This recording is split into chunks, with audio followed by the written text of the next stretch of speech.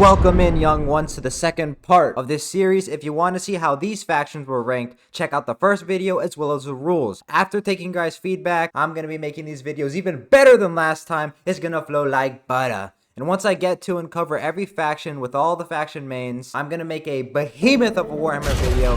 Based on my math, it's going to be 8 hours long of the highest edited quality Warhammer content on YouTube, or just period. Keep your pants on though. We'll get to that soon. Remember, everything is included. Food, economy, soldiers, land, infighting, magic. Well, let me tell you something, brother. Everything, brother. Let's get right into this shit. Brr, brr. I'm cold and bricked right now. I must be in Kislev, a race that busted onto the scene in the latest Warhammer game with some much needed updates to the lore. I'll be going over the lore presented in Warhammer 3, as that's the latest and most accurate Kislev lore. And with that said, where does War God think Kislev places on this list?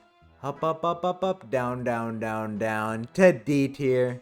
There you go, my frosty Kislevites. War God himself will be taking up Kislev, as I'm a big Kislev fan. If you ever seen me when I won turns faction war as Kiz here, or maybe I just like Katerin, that's for you to decide. As I was doing research for this video and going through the Kislev lore books, this faction just made less and less sense, and it's the reason why they've been pulled all the way down to D tier, despite theoretically holding back all of Chaos in the north. Kislev is filled with the strongest warriors on average. Every single man, woman, child, and horse is jacked to the gills.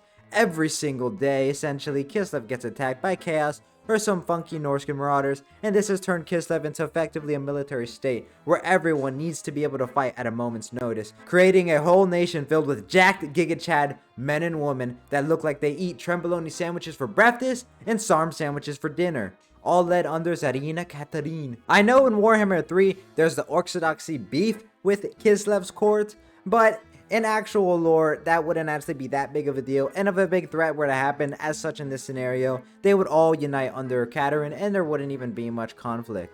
The Orthodoxy would never actually go directly against Katerin, they would only help her because everybody wants to see Kislev prosper in Kislev and fight together, rise up, and fight for the motherland of Kislev. Wah wah wah. Speaking of the motherland of Kislev, let's get right into it. If you've ever heard the Kossar's voice lines in Warhammer Total War, you might hear them yapping about the motherland. You shame the motherland. We shame our beloved motherland. For the motherland. Now, normally, yap like this would be some bogus, but there's some truth to this with Kislev. 90% of Kislev is simple steppes and oblasts, barren lands of grass where little food can grow. Remember this for later, where icy winds blast through, freezing up any life that might dare try to thrive. The other 10% is the 3 major cities of Kislev and a couple lands around them, which is pretty much where all the people of Kislev reside, aside from small villages throughout Kislev, known as Senetusas. I don't know how to say that.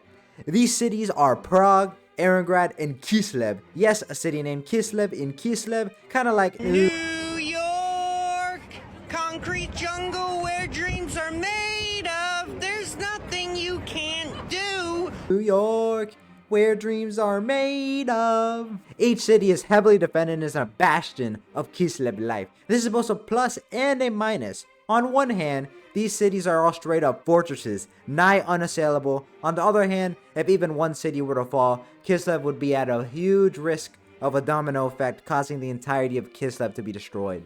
As each city is so deeply connected to each other, losing just one can destroy all of Kislev. And there is a precedent for this in lore. Prague was a city that actually felt the chaos at one point, and you felt it through the whole nation of Kislev. If the Imperial forces of the Empire, Dwarves, and Kislev main Wing Lancer force charged in and saved Prague right away, retaking it, it is most likely the whole Kislev would have fallen, and the forces of Chaos would have further launched an attack into the Empire. One of the reasons Prague fell, if you remember earlier, is a lack of food in the Kislevite lands. The Chaos forces destroyed the neighboring villages, which would supply food to Prague, and just simply starve them out.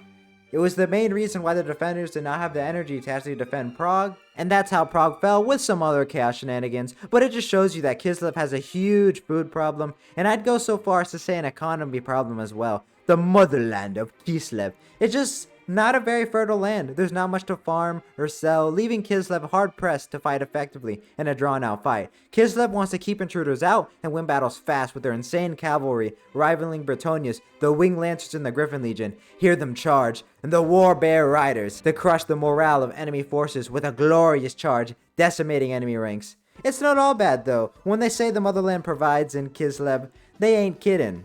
The only reason the Kislevites have been able to hold against chaos for so long is due to Kislev's unique climate. The oblasts are super vast. Any army unsuited to navigating it will find themselves getting lost quite quick and freezing to death. The only thing to eat maybe is some snowflakes, or maybe they can go find some snow bunnies.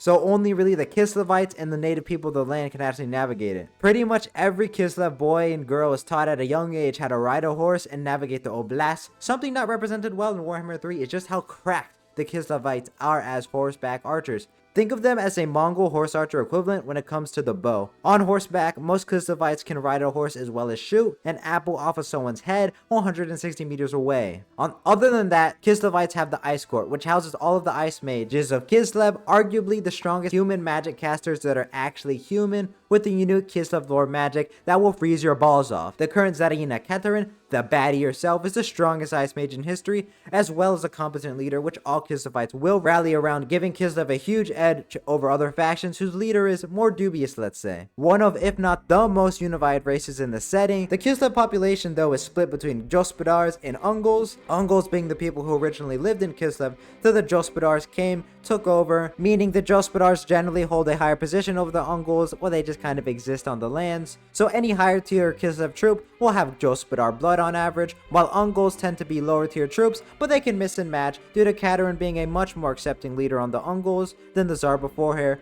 This won't affect Kislev's power too much though, as despite their differences, Kislev is still a super united nation. How have we gotten so far in the Kislev section without talking about bears? They don't call it Bearslev for no reason. We have men riding bears, we have bears with no men, we have bears pulling a sled with guns, we have bears with a big cannon, and we even have big ice bears called the Elemental Ice Incarnates. Bears are a sacred animal to Kislev, and they increase their nation's strength massively. Each bear rider is a highly trained elite Kislev soldier that has managed to tame a fucking bear. And it reflects in battle. What is your puny horse to my bear empire, boy? Kislev does make good use of gunpowder with the Streltsy cannons and the Little Grom. More realistically, Big Grom is basically Kislev's equivalent to the steam tank, a huge fuck-off war machine that only Kislev has, but there's only a limited number of them left and they can't make more. Literally a steam tank. The gunpowder of Kislev is decent, but by far not the best in the setting. What's more common is archers. Almost every single Kislev Kossar is able to shoot a bow. This is basically the Kislev ground troop, their stormtrooper, and they're able to fight in melee as well as shoot arrows. This is why Kislev has some of the strongest troops of any of the human factions on a per unit basis. Each Kislev soldier is trained in archery and axe combat at the minimum. And this carries over to the elite units as well. We have the Tsar Guard, hyper elite men, jacked, they chop you up with their great weapons, not much to say about them. And the Ice Guard, a group of women soldiers that while being able to use a bow and arrows can also actually channel ice magic into attacks, making them super potent. I love them. That's mainly what Kislev has to bring to the battlefield. There's also the Hag Witches, which can summon out things like the things in the woods, elemental incarnates, as well as seemingly being able to control all the creatures of Kislev, which do 100% help out Kislev in times of need. But it's not too crazy compared to the other faction strength, but it's definitely going to help out when your opponent wants to take a nice cozy nap in the woods and a bunch of monsters pop out in the dead of night, fucking shit up. From what I've said so far, you might be confused. But Wargod, they look so strong. If everybody can fight and they have some of the best cav, soldiers and archers, and even bears, even magic, how in the duck is Kislev so low at D tier?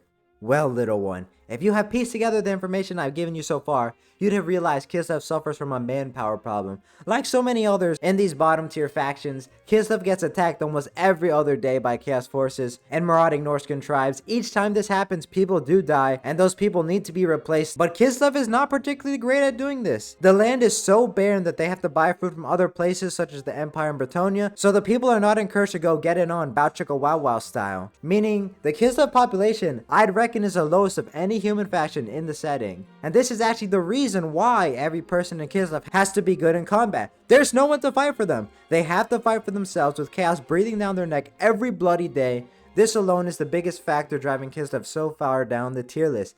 If Kislev had the same population as, let's say, an empire, I'd put Kislev above them. But that's just not the case. Honestly, the more I read on Kislev, and less it makes sense to me, I'm shocked Kislev is still even around to this day. The way it's explained in lore is that they have many allies as don't want to deal with chaos in their own lands, so they'll give Kislev aid, Empire, Bretonia, so they don't have to deal with the chaos. But in the scenario I laid out, this aid would be cut off. They wouldn't get it. And that alone could cripple Kislev, like what happened with Prague. Now, Kislev does have their own gods, Ursun, Daz, Tor, Saliak, some examples. They also follow some of the Empire gods as well. But I'm gonna be honest, they don't do much. As let's say a Sigmar or a Horned Rat. Ursun does help out with the bears and turning people into a popsicle who enter on the motherland.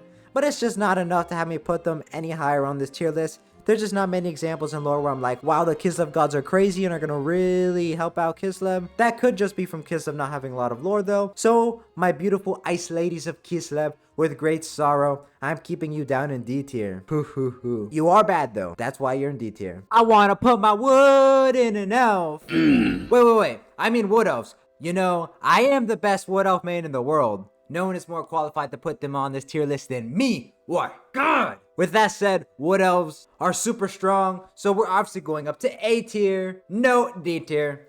I love the wood elgie, but just being realistic, these tree baddies just ain't that strong. I compare them to the rest of the Warhammer world, and before you burn me at the stake here, hear me out. Can you honestly say there has been a ton of times in the lore where the wood elves were a super powerful race changing the fate of the world? Post-production war guide here. Yeah, my opinion is gonna change a lot through this wood elf section, so don't get too up in arms yet. As I do more research, my opinion about these wood elgie will change, and I'm telling you, maybe or maybe not, the wood elf ranking is gonna change, so don't get crazy. Just wait, hear me out. I'm gonna see what you all are about, probably already typed in the comments. Here we go, back to the video. Let a wood elf fan glaze the elves first. We are talking elves here, living for thousands of years, being able to train in any art or combat style they want. The entire roster is made entirely of only elite warriors. Any elf you see has literal, at minimum, hundreds of years of training, and they are cracked. Along with the elves, there's the tree spirits of Athelorn, as ancient as the world itself. These magical forest spirits slumber till it is time for them to defend against the evil chaos forces. Or maybe just some greedy ass humans. Or maybe they'll just decide to crash out on the villages around them. Athelorn gets mad and feels freaky from time to time, but no need to worry. I'm not here to yap your ear off, but to get the gist of the wood elves pretty fast, don't mess with Athelorn, don't come in the tree, and you'll be good. Cause those motherfucking trees are watching your ass. Wood elves have what I'd argue are the best archers in the setting. Way Watchers are an actual sniper unit with a bow. You won't even see a Way Watcher till the arrow is in your head. Every wood elf archer is hyper elite compared to any other archers, being able to run and shoot from distances no man would be able to pull off. Only due to an elf's biology and long lifespan are the wood elf archers so insane. But that's not to downplay the infantry of the wood elves at all. Eternal Guard are eternally badass. Warhammer Total War does not do them justice. They don't just use a simple spear, they use something called a Serath, which is a sword staff that's sick as fuck. They hold down the fort of Athelorn when wintertime hits and all the trees slumber. They're an elite bodyguard unit of the nobles as well during the rest of the season. I'd say they're more akin to the White Lions of the High Elves than some simple spear unit. Another unit done dirty by CA, a true staunch spear. There actually isn't a low tier infantry for wood elves, or a low tier unit period really. Same as the archers, every single wood elf unit is just cracked, equal to the best humans have to offer. Blade dancers, war dancers, they can drop that thing on me. I'd plant all the trees in Athelorn just to get on their good side. These ladies are very strong and graceful in their movements, wielding dual swords, dancing through the enemy ranks, slicing them limb from limb, colloquially called the dance of death. Nice. You might be noticing a theme at this point, but the cavalry of the wood elves is also so damn good. I say yeah. Glade riders, like cav, super close bond between the wood elf and the horses. It allows them to handle super well, being able to do crazy tricks, do some backflips, shoot the bow, both in melee and from range. The rest of the cav is also hyper elite. Anything on the wood elf roster would be hyper elite, to be honest, in any other faction. Wild riders, which are essentially, hey, what if we rode deer instead of horses? The answer? You would fuck shit up. They aren't exactly deer, they are the steed of Kurnos, the god of the hunt of the wood elves, another forest spirit in the form of a deer. Part of Orion's bodyguard, they ride out and crush the enemy through crazy charges. We're talking Blood Knight and Grail Knight tier here. Great stag knights are them, but better, using stags instead of simple deer. One of these can take on entire battalions of enemy troops alone. But when they all charge together and that wild hunt hits, you better hope you're not that target, or my brother and my sisters, you are cooked. Sisters of Thorn, they're basically a female counterpart to the Wild Riders. They're more magical though, being able to cast spells as well as throw javelins from their steed of Isha, a Kerno steed equivalent from Isha, another goddess on the Wood Elf pantheon. You'll be hearing me throw around Isha and Kernos a lot as I go through the Wood Elves. They're the main gods of the Wood Elves. There's others, but they're the main ones. And that's the elf side of the Wood Elf army.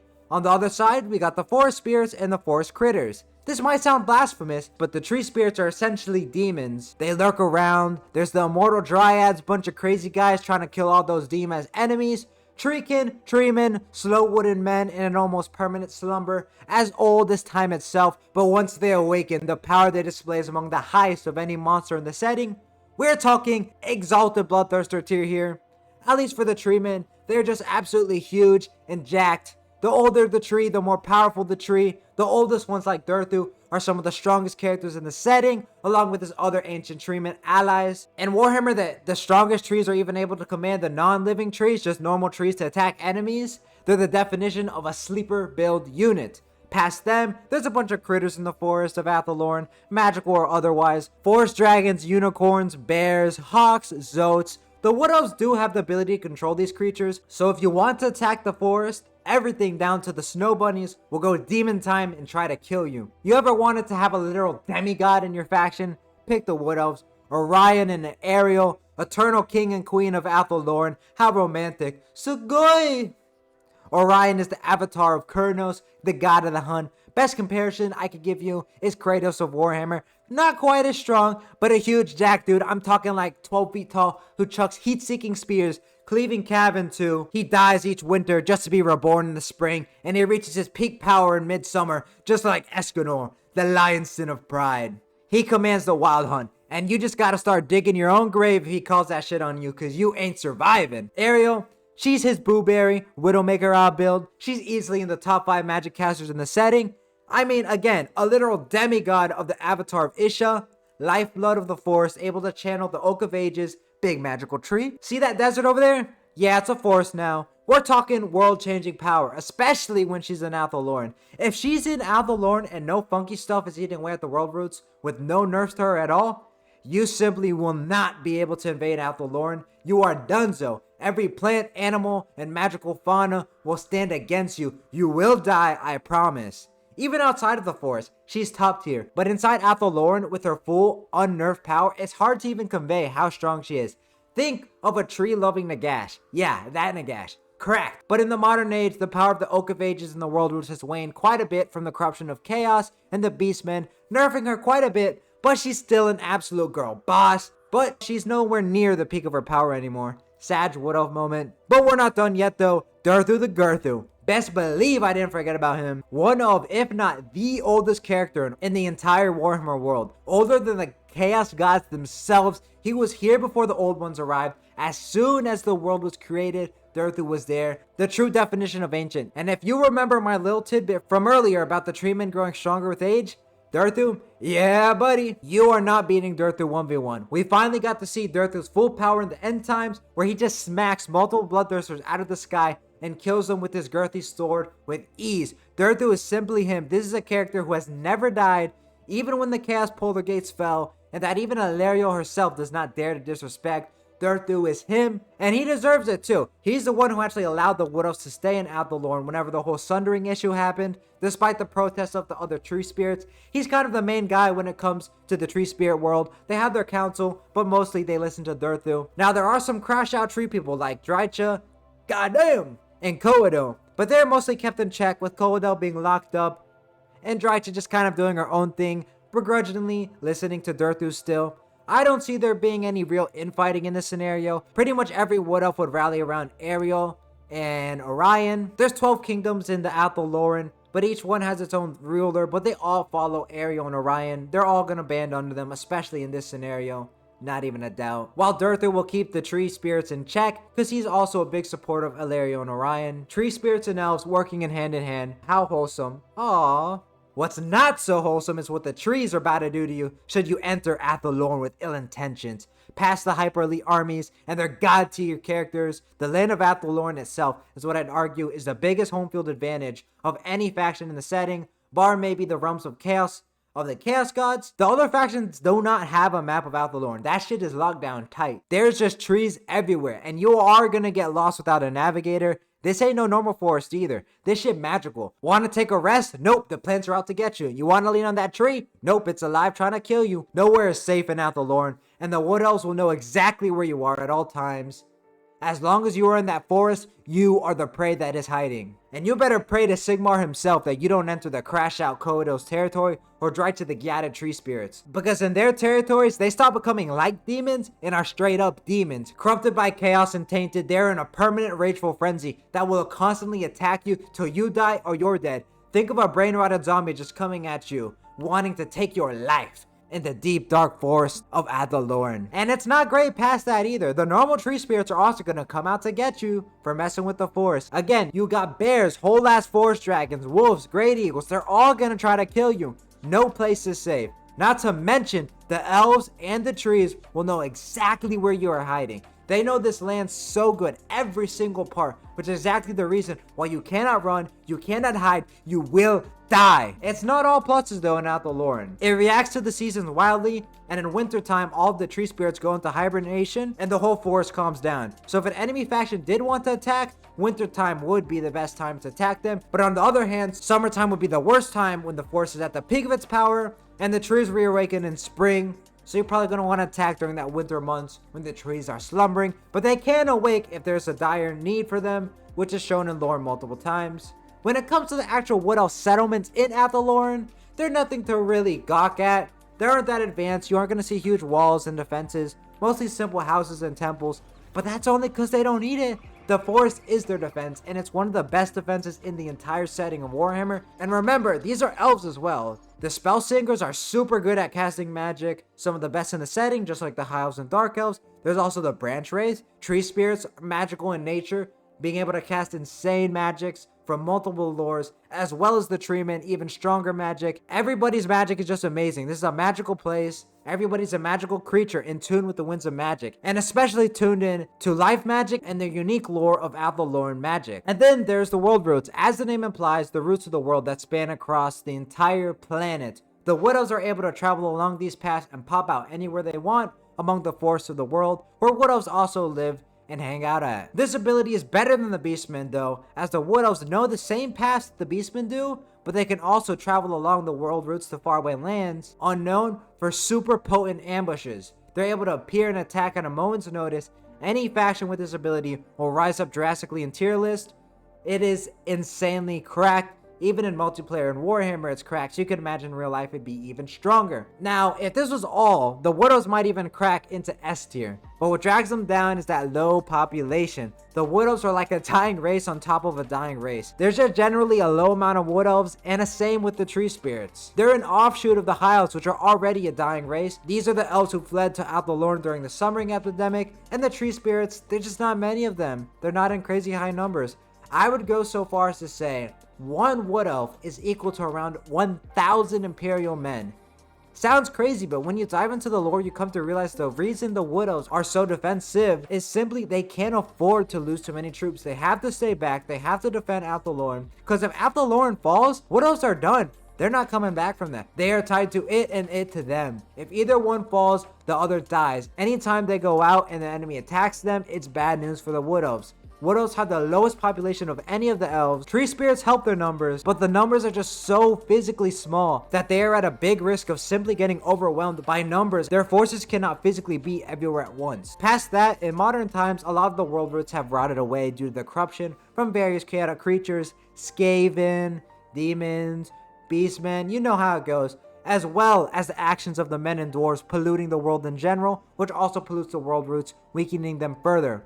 Athelorn is nowhere near as strong as it once was, and the Wood Elves have to fight tooth and nail every day to preserve it, to fight off any forces of chaos that dare to taint it. And the Frenzied Dryads, while somewhat helpful, they are also super dangerous and not controllable at all. They will attack anything that is not native to Athelorn and comes near them. This includes the Wood Elves themselves. They're more of a wild card than pure help. Past that, there is the fact that it's a forest at the end of the day. You could feasibly, with enough force, slowly burn down Athelorn to just not simply deal with all of that shit. But best believe it ain't gonna be for free though. Athelorn will kick into overdrive like a hive of bees should you attempt this, but it is a viable strategy. Burn it to ash, don't want to deal with that shit. The story of the Wood Elgi is simple. Hyper elite army filled with the strongest shit in the setting, with a group of characters that are just so insanely strong, they're defeating whole armies on their own, magic that can change the world in the land most suited to them, but they just barely have any actual citizens or troops. I riddle you this, tell me a faction, besides maybe Vampire Counts, that has less pure bodies than the Wood Elves. Only argument I would really hear out is Chaos Dwarves, but due to the Hobgoblins and Laborers boosting their numbers, there's no way Wood Elves have less than them, so they have the lowest amount of actual troops of any faction in the setting, a race doomed by their low numbers and the weakening of the world roots from the chaos/pollution. With these factors taken into account, I'm changing my initial ranking of the Wood Elves and putting them right up, rise to the heavens, high B tier above Bretonia. I'm gonna be honest here, before making this list and doing loads of research, I did not put enough respect on Ariel, Durthu, and Orion's name. And they're the main reason for why I've changed my rating from the original D tier all the way up here to the peak of B. Cause in lore, it always feels like the Wood Elves are always in the back foot, they're always struggling, they feel like a 90-year-old man on life support with some short bursts of life, they always just feel like they're about to die out. But after actually doing a deep dive, you realize Wood Elves are not just strong, every single one is a hyper elite. I'd argue even better on average than the High Elves or Dark Elves. Wood Elves are super top heavy. Ariel is so cracked it's not even funny. Ariel dogged Marathi. Yes, Marathi. She killed her sister and Ariel went apeshit, went all the way to Nagaroth and just dogged on Marathi and almost killed her if she didn't chill out. While Orion, he's just IRL Giga Chad. Durthu, he's Durthu the Gurthu. Him and his fellow ancient treemen are so strong it's not even funny. Them shits alone can crumple minor nations. That is not an exaggeration. These are not just some hippie tree huggers. These are the predators of the prey that is hiding. You can run and hide, but they will hunt you down and give you that hard wood. Wood Elves will stay at the peak of B tier for their busty trees. Yeah! Welcome in, we have our Norsca expert. I think you'd probably say expert, and like we're doing lots of research. Nurgle's PA. I know Nurgle's PA, but he loves Norsca. Hi everyone, really happy you invited me to do this. I fully love Norsca. It's one of my main factions and I love reading about Norsca. I really enjoyed Wulfric book as well. I'd be happy to give Norsca some justice because I feel like Warhammer has done them pretty dirty. But in this tier list, I would say, me personally, when I was thinking, I would put Norsca probably at the top of D tier here. Do you agree or disagree? I would say that it depends on how we classify certain things around Norsca, but either top of D or towards the lower ends of C was what I was thinking for Norsca. Do you think Norsca is just generally stronger than Ogre Kingdoms or not? I'll be very honest with you. Yeah, I do. I do believe it's okay. stronger. I'm going to be interested to hear this one. And it's basically because of how tight Norsca is with Chaos. And there are a few things around Norsca that a lot of people don't know, so I'd be very excited to go through. Alright, let's get right into it. But just to say that I do think that Norsca is better than Chaos Dwarfs as well. Okay, well, I gotta open it back up then. Let's move them up. Maybe we'll keep them there, maybe we'll move them down. We'll have to see afterwards. Alright, this is interesting. This is the biggest move we've had yet from any of the faction mains. So I'm very curious. I'm excited to hear this one. For the purposes of this list, guys, keep in mind, this list is a bit funky, but what I'm gonna do is Norsca is going to be Norsca with the blessings that Chaos Gods they have. Oh yeah, let's just say that all Norscans are born with some mutation or they get mutations during their life, and let's just also say that all of them are tied to some Chaos God in some sort of sense and they receive their blessings. There is a clear path for a Norscan to become a champion of a god,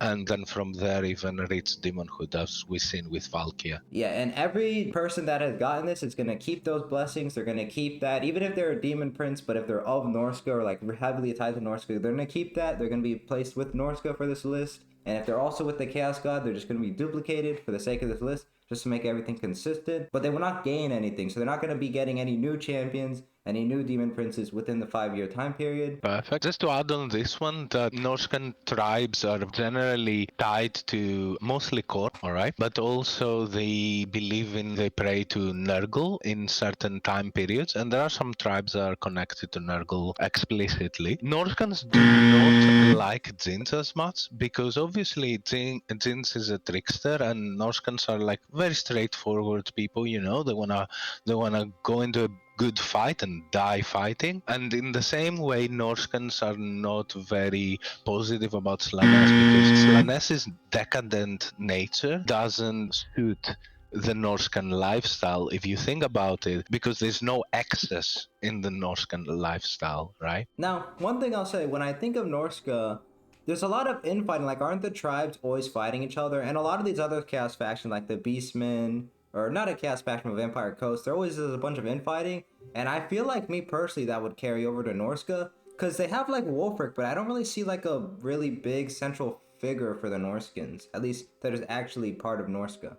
And that's really interesting what you said. Norscans are generally, they're organized in tribes, and they have some main big tribes, but they don't enjoy like a settlement life. They don't build cities and stuff. And you're actually right, there is quite a lot of infighting, but the interesting part is that they all come together for raids, they all come together for invasions, and they generally put aside their infighting whenever they have a common goal or a common enemy. And for Norscans, the common goal is plunder. Also, you know, being written in the sagas. So we know Wulfric because his whole life literally is about like doing these incredible deeds for the gods. The Chaos gods fully control Wulfric's life, and he has no saying in his life. He's like a tragic character where he's commanded by the Chaos gods, all of them. But then outside of Wulfric, who every Norscan kind of venerates, I'd say there is Throg, who has done some incredible feats. At the time period we're examining, Throg is not doing anything great, but he's preparing one of the biggest invasions. And we're talking about the guy that later on in the end times will kill Sigvald with one hit. Yeah. Like Throg single hit kills Sigvald. He's no joke. He's a very strong lord. There are some others that everybody knows. There's Arbal. We know him from Warhammer, and he was a Norscan lord as well. There is Egil Styrbjorn, who is a great Norscan lord of the scaling, also a Khorne champion. Kyla Anfingrim, characters like that. And then there are a few that people might know them less. So one thing is, let's say, Aranessa is a Norscan. Her fleet starts from Norsca. She made her fleet with Norscans from her own land and her own tribe, but we are not gonna consider her as Norscan, I suppose, in this one, right? No, I'd consider her Norscan. I'd say anybody that's like closely aligned with Norsca that would come, let's say anybody who theoretically come to Norsca's aid if they were to get attacked and they were gonna get wiped out like this scenario, will be included in Norsca, and they'll just be duplicated. So it should be on both the Vampire Coast and on Norsca. Little bit freaky, I know, but it's just to keep everything consistent. If that's the case, then I'll say Norscans have quite a few of very strong characters that championed Chaos Gods, were really important in the lore going towards the end times. And the reason is because Norscans are one of the main forces of Chaos in the invasion they launched to the Empire and to Bretonnia and generally against man. Yeah, I'll say one of the things that doesn't make much sense to me about Norsca, I'm happy to hear that the infighting thing is not big of an issue, because that's why I had them lower on this list. But hearing that the infighting's not that big of an issue, it does definitely raise them up, and I'm hearing what you're saying. But one thing I just don't understand is how the population of Norsca works. It feels like they're always going on a raid. Aren't they in like the shitty chaos waste? How is there so many Norskins, if there is even so many Norskins? That's a really difficult question to answer, but reading Wulfric's book and reading a few other stuff, it seems that in their tribes left back, there are countless kids all the time. And it feels like Norskans, you know, love to have a good time, I suppose, and they do have a lot of kids. Let's be honest, it doesn't make much sense because the environment is extremely hostile, That's how it is portrayed. Norscan Peninsula is extremely hostile to life. They don't have big settlements like big cities or anything like that. They don't like living like that. But they have way too many tribes. The list of tribes is kind of end, right? No Slanesh, but the Norskins, they do like to get freaky. Yeah, they do. Think of it. Fight, die while fighting, conquering other lands, plundering, and stuff like that. I'm definitely understanding why you put them so much higher, because this is a society that, despite what on paper should have not a lot of people, it just does, and those are just the facts. Whenever you read any of the books, there's always like shit tons of Norskins, and they all can fight. And now I'm starting to understand why you put them much higher than I would put them. So this is making sense. And there's another interesting thing is it feels like one Norscan kind of counts for more than a few men. So Wulfric does this crazy raids where he only has like a ship, maybe like 40 raiders or 80 when his ship gets upgraded. He can go and to the Dawizar and storm a whole fortress of the Dawizar, kill the Lord and all of that just with 40 men. So the Norscan land is both a plus and a minus. A minus, but the minus is kind of negated by the fact that the writing is just kind of dookie because there is a bunch of Norskins. Because normally for like the Kislev section, which I just did, I put them pretty low because it's noted in lore multiple times that there's like barely any food. They have to basically import food and they could get starved out very easily, which is how Prague fell. But that's just not the case for Norsca. Maybe that's just bad writing, but it turns their homeland to really only an advantage because if you wanted to attack Norsca, while they don't have any like camps to really build around and create defensive, it's not really anything to attack. You know, you're just going into the waste. You're gonna be draining a lot of resources, trying to keep your troops fed. And obviously the Norscas know that land a lot better than you. It's a logistical nightmare to invade Norsca, and if you read even before our timeline and after, generally Norsca isn't invaded because it's extremely hard. For 6 months, the whole land is ice and snow. Only Norscans can navigate through that. For the rest of the year, for another 6 months, things are easier, and it might be easier to do an invasion, but nobody tries because you're fighting on a land that Norscans know so well. There are monsters all around the land. There are trolls, giants, there are mammoths. There are things that the Norscans know how to deal with, like dogs and wolves and stuff like that. But if Bretonia or Empire wanted to invade, they would have to only invade the shores that are across their land and then retreat. They cannot just go further. They would meet so much resistance by the land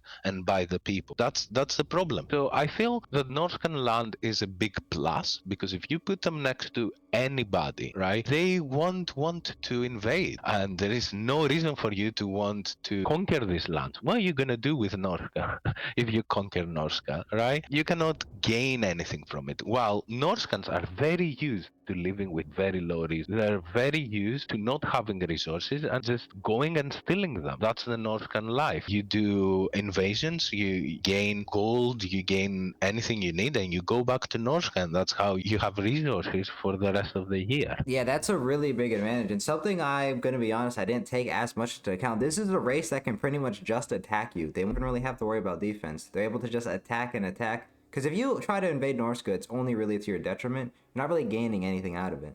And it's, mostly they're on the offensive. And they would be happy if you invaded them because, okay, you might destroy a small settlement or a second and a third, but their settlements, it's not like they put a lot of money and effort to build them. They can rebuild them again. They can rebuild them elsewhere. What about the Norscan Navy? I don't know how much is talked about in lore, but they're obviously Vikings, right? So how strong is the Norscan Navy? So I'd say the Norscans have one of the strongest, if not the strongest navy. I don't know how the comparison with Vampire Coast would go. Definitely be better than Vampire Coast just due to numbers. I'm sure on a per ship basis, Vampire Coast would win just because vampires are so strong. They're one of the strongest characters individually in the setting.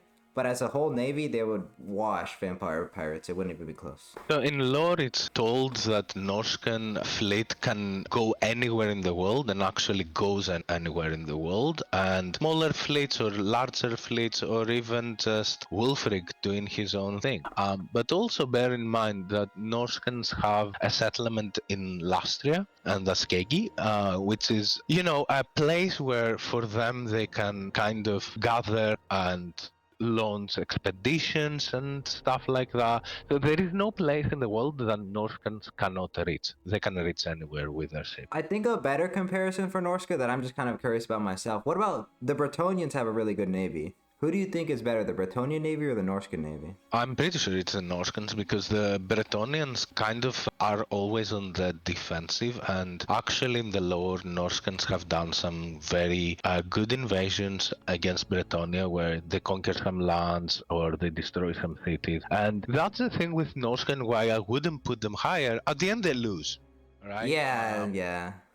That's how it always is. At the end, they're Is. gonna lose, but they're not gonna be deterred by it. They're gonna come back. And I'm trying to remove the plot armor of this list. Like, Empire is not gonna auto win like they would normally do until the end times, but this list is obviously before the end times. So I'm trying to remove the plot armor. And that's gonna move Norsca up a lot, because they do lose a lot just due to plot, if we're being honest. Yeah, because they cannot just maintain a winning streak. At some point, the writer of a novel needs to kind of make good prevail and all of that. But in terms of their strength, yeah, they definitely have the strength to launch an invasion in any land in Warhammer fantasy set. Speaking of their strength, you kind of touched on it earlier about the Norskins on average being stronger than a lot of other factions. So how strong is just a basic Norscan Marauder? Do they have some of the best human units on an individual basis? Yeah, I'd say they're weaker than their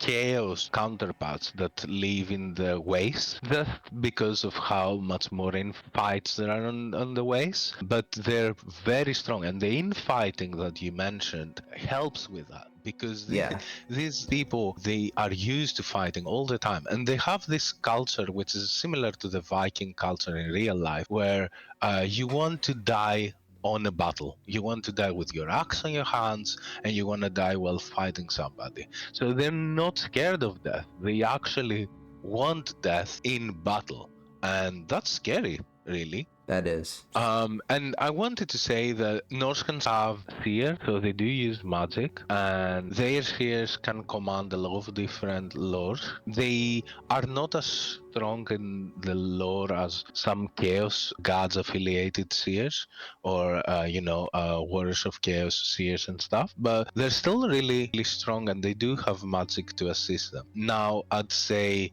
they don't have better magic than the High Elves or the Wood Elves. Definitely no. Not even the Empire. Maybe Empire wizards are stronger. And while in general their infantry, their Huskarls and the Jarls and the Berserkers and everybody, they're really, really strong individually, they are not a huge number. Right? So usually they are outnumbered in battle. Okay, that makes sense. That's funny. You clearly watched the first video. That's exactly what I was thinking of asking too. How strong the magic actually is compared to others. Yeah, and they have monsters, right? We have to remember that they can bring monsters, but usually it's under Throg's banner that the trolls would, kind of come together and fight. And that's where Throg is like a super strong character, not only individually, which might be one of the strongest in the setting, a 1v1, but also because he commands all of these monsters.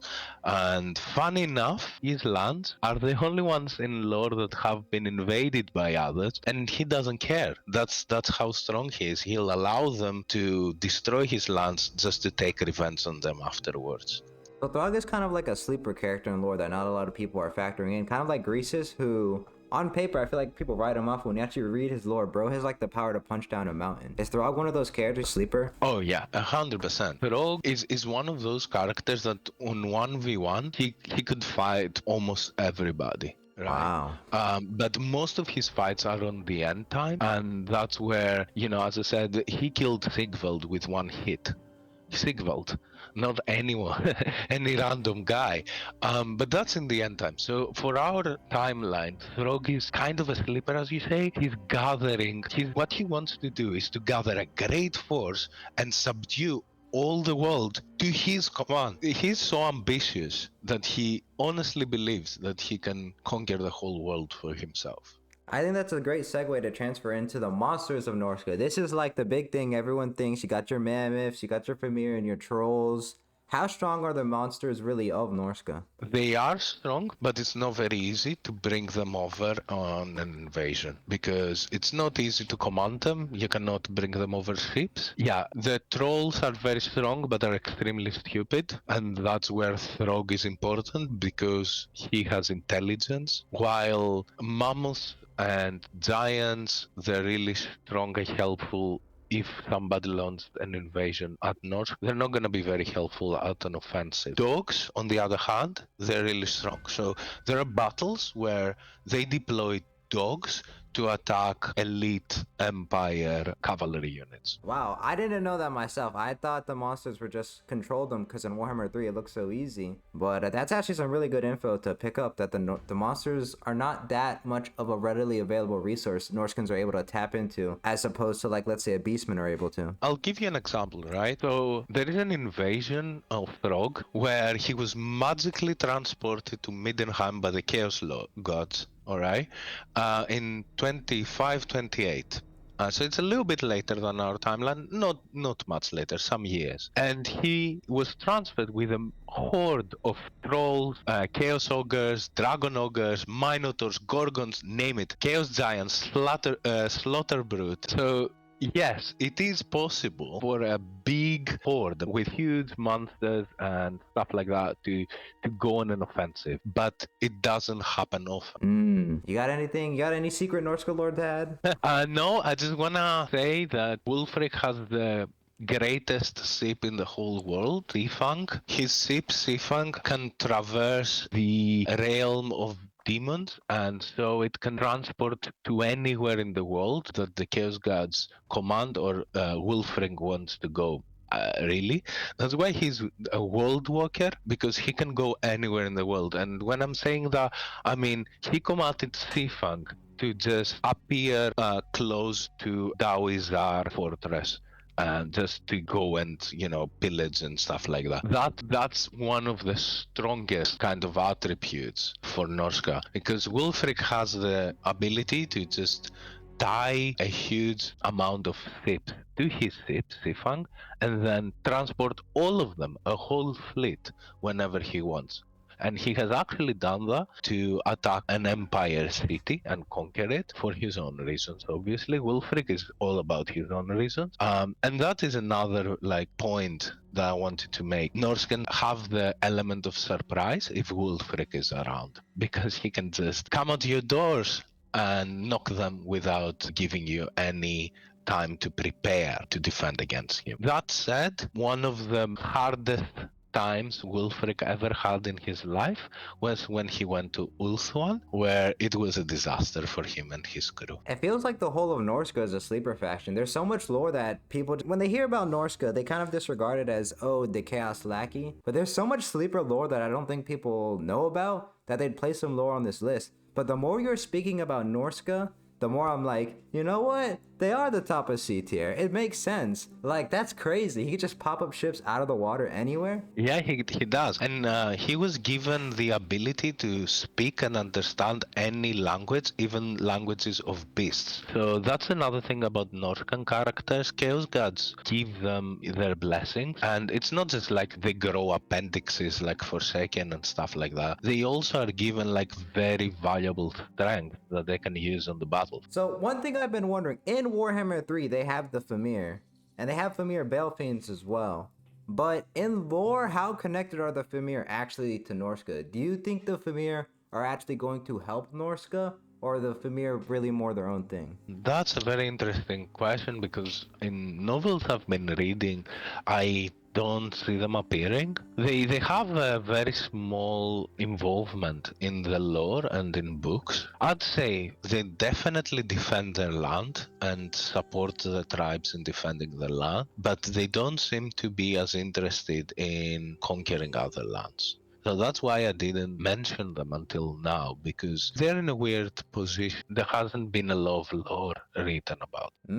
Yeah, that's what I figured, but I wanted to ask. I thought it was an interesting question. The Fimir are one of those like mysterious things in Warhammer that I think even the writers don't know what they want to do with them. They're just kind of there.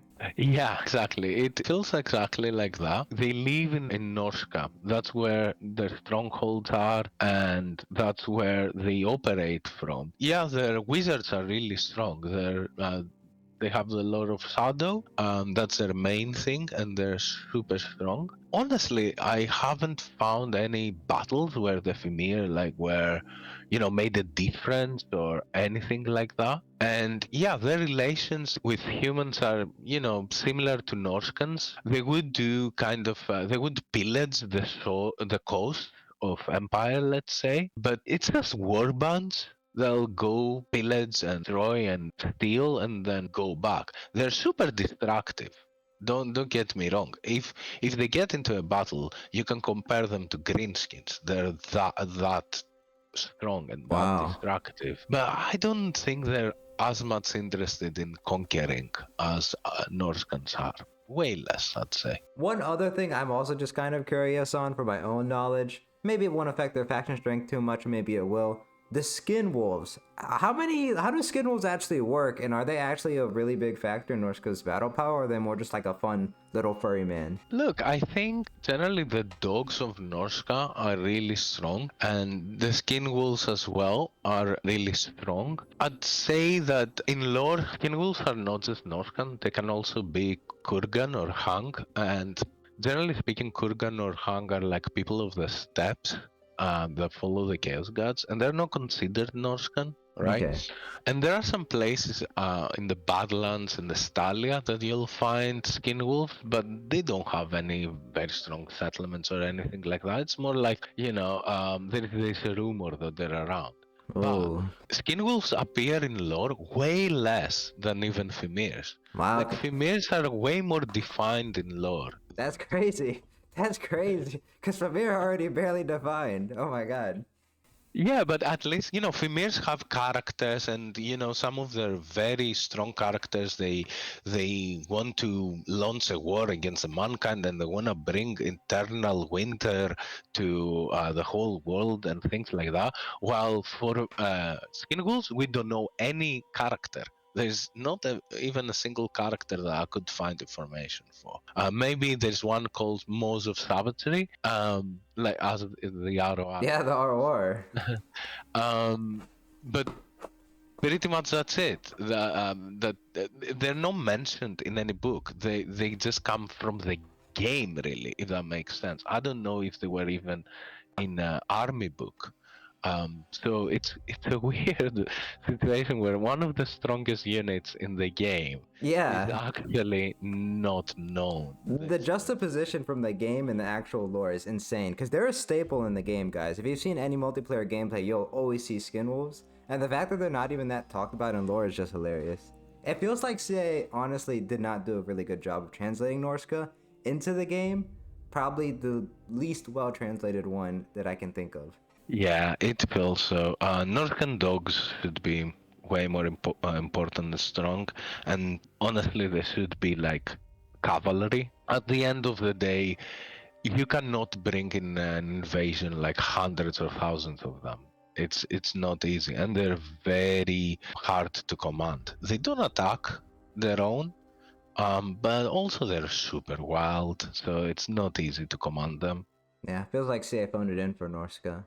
But hearing all these factors, I'm agreeing with you. I'm gonna leave Norsca in C tier, high C tier. Has your position changed after remembering all the lore? Because I agree with you now that Norsca is the top of C tier, and they're probably gonna stay there unless some other faction mains have some really good arguments. But I definitely see it. Because one of the reasons why I originally put them so low, like I said earlier, I thought there was infighting, but that really doesn't seem to be the case.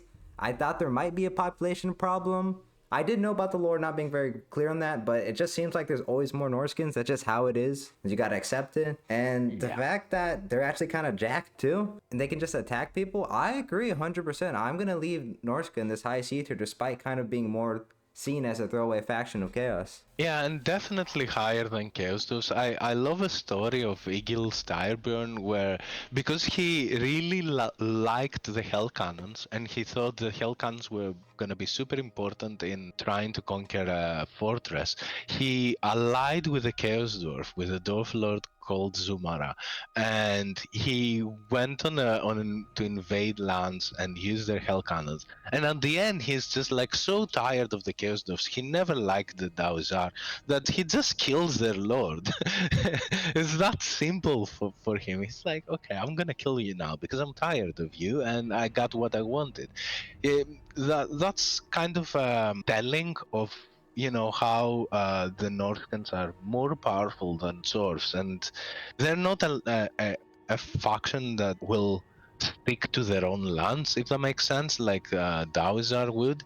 They're a faction that wants to go out there and fight everybody. They're not afraid of coming to your lands and trying to conquer them. Yeah, when I did the Daozar section, I compared it to like if you were to attack a tradesman guild. Like, they have some of the best mechanics and tools, but they don't necessarily have the best warriors to use them or the numbers. Yeah, they definitely lack both, and you can take advantage of their use of slaves because Wulfric himself has done that, where he freed the slaves, and then the Dwarves had to fight the Northcans and the slaves at two different areas in the same kind of fortress. I'll be honest, I had no clue the Chaos Dwarves and Norskins had even met. And thank you so much for coming on, Nurgles PA. You did an amazing job. It's great to hear about this Norsca lore. I think this is probably going to be the section where people have the most moments where they go, oh shit, I didn't know that. Because people, they just, to be honest, they just throw away faction and lore. The Norsca, and even CA did them dirty. I'm happy that Norsca is getting their time to shine, and I'm happy to put them at the top of C tier. Many thanks for the invite, Big One. I'm really happy that I'm here. Or Gorgad, you going by both names, eh? You can call me either one. Yeah, and if anybody wants to write on the comments any stuff that I have forgotten or I might be wrong, I would love to read about that for sure. Perfect. Last time you guys were really respectful, so Nurgles, he's ready to hear it. All right, thank you so much, Nurgles. You have made it, you lucky few. I am so thankful for you getting this far in the video. I always forget, but could you please like and subscribe? It really helps my channel out. The more likes, the more subscribes, the bigger I get, the more I'm going to be able to put into these videos, the more time I can dedicate. Every single one of these sections takes a ton of time for me. Originally, this part was going to have 5 parts, but I wanted to get it out to you guys faster, so I figured I got 3 parts done. I just send this in, and I'm already working on the next parts. I'm go. I'm trying to get them done, trying to do my best. Every single like, subscribe, and comment. Comment anything you need to change, improvements. I'm all ears for everything. And I want to see you guys there next time. I really have fun making these videos, and you guys have fun watching them. See you next time. Peace out.